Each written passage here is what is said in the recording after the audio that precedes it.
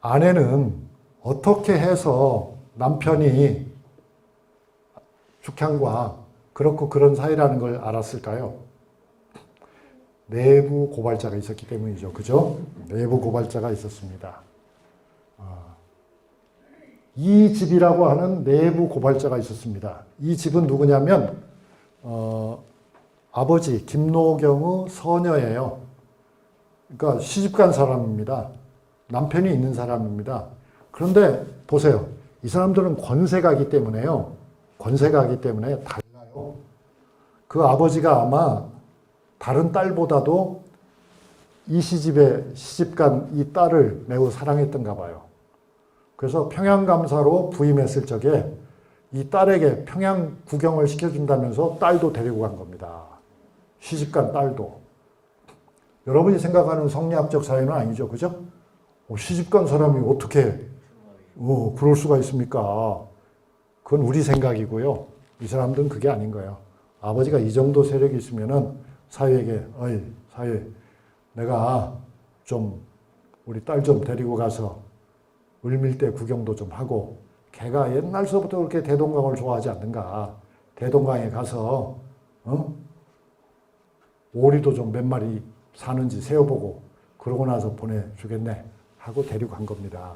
근데 그때 이제 또 우리가 이제 추리를 해보면 추사의 아내가 그 자기 시누이에게 부탁을 한 거죠. 이 추사가 지금까지 하는 걸로 봐서 이번에 평양에 가서도 틀림없이 딴 생각을 할 테니 문제가 생기면 바로 나한테 즉각 연락을 하라 이렇게 된 거죠. 그래서 이제 여동생이 바로 알려준 겁니다. 올케에게. 그러니까 올케가 즉 아내가 추사에게 바로 또 당신 뭐 하는 거야 지금. 내가 지금 다 알고 있는데 이렇게 딱 나온 겁니다. 그때 이제 편지를 보면 뭐라고요? 이 집이 보낸 편지는 모두 거짓말이오니 고지 듣지 마옵소서. 그건 다 소문이야. 헛소문. 실제 없음. 증거 없음. 이렇게. 그리고서 뭐라고 하냐면 이게 정말이라는 게 여기 들통이 나죠. 설사 정말이라 하더라도 이제는 우리가 다 늙은 나이옵니다. 그런 것에 거리낄 리가 있겠사옵니까? 우습사옵니다. 라고 말을 하고 있어요. 연애에 목숨 걸 나이는 아니라는 얘기입니다. 이 당시에 김정희는 43세, 이한희 씨는 39세입니다. 어떻게 생각하십니까, 여러분? 한참 때죠? 네. 그렇습니다. 그렇게 이제 말하자면 약간의 긴장과 진실한 사랑과 또는 약간의 사랑과 큰 긴장 속에서 두 사람이 그래도 알콩달콩 잘 살았는데요. 결국은 정치적 사건에 연루가 돼가지고 제주도로 유배를 가게 되었습니다. 55세 때예요.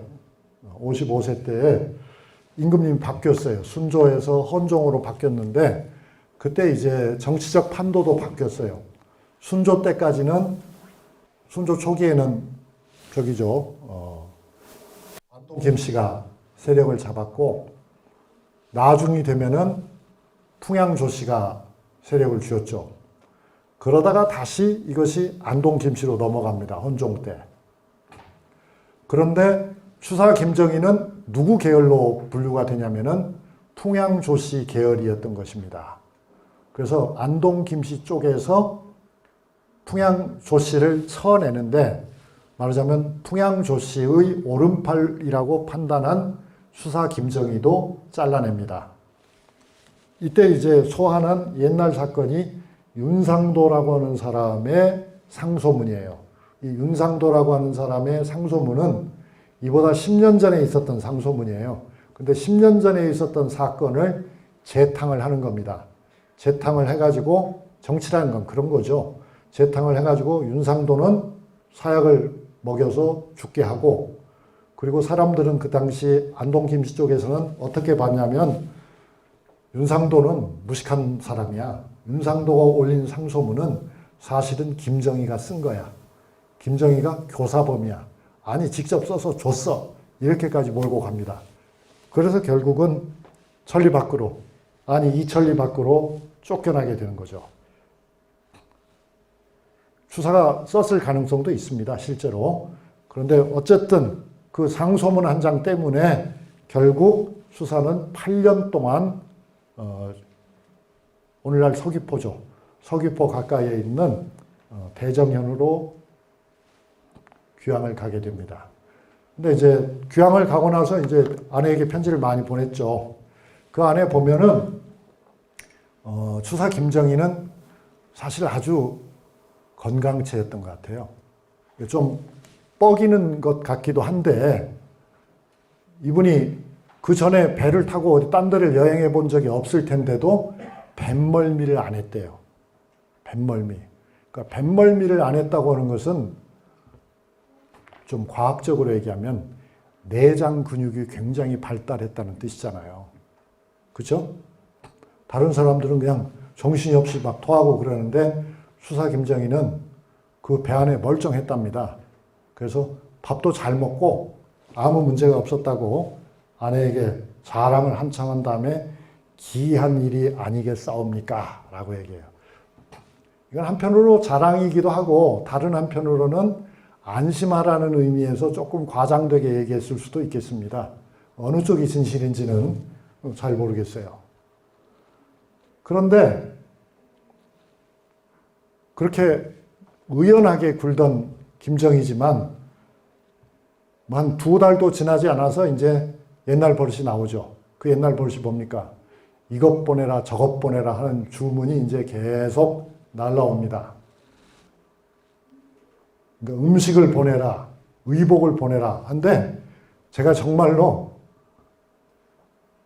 이해를 하다가도 잘 못하겠는 건 뭐냐면 심지어는 북어까지도 보내라고 하더라고요. 제주도는 생선이 많고 말린 생선도 되게 많을 거잖아요. 그런데도 불구하고 북어도 좋은 곳으로 2억 회, 한 쾌가 20마리예요. 그러니까 한 북어도 4, 50마리 좀 보내달라고 그렇게 주문을 하는데 말씀은 매우 공손합니다. 붙여 주옵소서 북어. 제주도에는 북어가 없었던가 봐요. 하여튼 굉장히 아내가 공양을 하느라고 애를 먹는데요. 추사 유배지 혹시 여러분 가보셨습니까? 이게 바로 그 사진입니다. 그 유배지를 복원한 것인데요. 집이 건물이 3동이나 되더라고요. 그러니까 유배를 가도 여러분이 생각하는, 우리가 생각하는 유배 생활은 아니에요. 우리가 생각하는 유배 생활은 뭐예요? 정말 뭐 깜빵 같은 데서 사는 그런 유배 생활을 우리는 생각하지만 이분들은 지체가 높은 분들이고 그야말로 잘 먹고 잘 살던 분들이고 여전히 특권층에 속하는 분들이에요. 죄인이 되었어도. 그래서 가면은 안채도 있고 사랑채도 있고 뭐 다 있는 그런 집을 홀로 독차지해가지고 하인들을 거느리면서 사는 거예요. 그리고 제자들도 많고요. 또 조카들, 친척들도 왔다 갔다 하고요. 그리고 또 고을에 아전이나 고을의 수령들도 오면은 인사하고요. 그렇게 살았습니다. 왜냐하면 돌아가는 날이면 서울에 가서는 크게 한자리 하실 분이니까 그걸 또 염두에 두면서 미리 관계를 잘 닦는 사람들도 있었어요. 그것까지 생각 못 하셨죠? 그건 추사만 그런 게 아니죠. 다산 정약용도 마찬가지죠. 다산 정약용도요, 아주 어렵게 지낸 적도 있죠, 물론. 아주 어렵게. 왜냐하면 다산은 그 추사보다 훨씬 죄가 많았으니까요. 추사야 뭐 사실 종이 한 장밖에 죄가 없는 거잖아요. 그런데 다산은 형제가, 자기가 저지른 죄는 아니지만 형제가 저지른 당시의 법에 따르면 실제 죄가 안 되지만 그때로는 엄청난 죄잖아요. 정약종이 천주교의 말하자면 우두머리였고, 그 다음에 조카 사위인 황사영이 미수에 그치기는 했지만은 교황청에까지 연락을 해가지고 우리나라로 쳐들어와 달라고 하는 그런 편지를 써서 북경에 있는 천주교 주교님에게 보내려고 했으니까 그건 뭐 변명의 여지가 없는 거잖아요. 그러니까 그런 정약용이었기 때문에 초반에는 좀 애로를 겪죠. 초반에는. 그렇지만 시간이 지나면서는 이제 정약용도 풀리잖아요. 그러니까 유배가 풀린 것은 18년이나 지나서였지만 탄압은 줄어들죠. 그때가 되면은 정약용도 지금의 저보다도 연구실이 훨씬 넓고 여러 개잖아요. 그리고 정약용은 유배 생활 중에도 살림을 아주 알뜰하게 해가지고 거기에 논밭을 상당히 마련합니다. 정약용은. 그리고 그 정약용은 나중까지도 그 논밭을 관리하고 그래요. 아무튼 그 정약용의 아들들과 추사 김정희가 또 가까웠어요. 그러니까 이제 그건 다른 얘기지만 어쨌든 그 유배 생활이 우리가 상상하는 유배 생활은 아닌데 정약용의 아내인 풍산홍 씨나 추사 김정희의 아내인 예한이 씨는 남편의 유배지를 방문하지는 못했어요.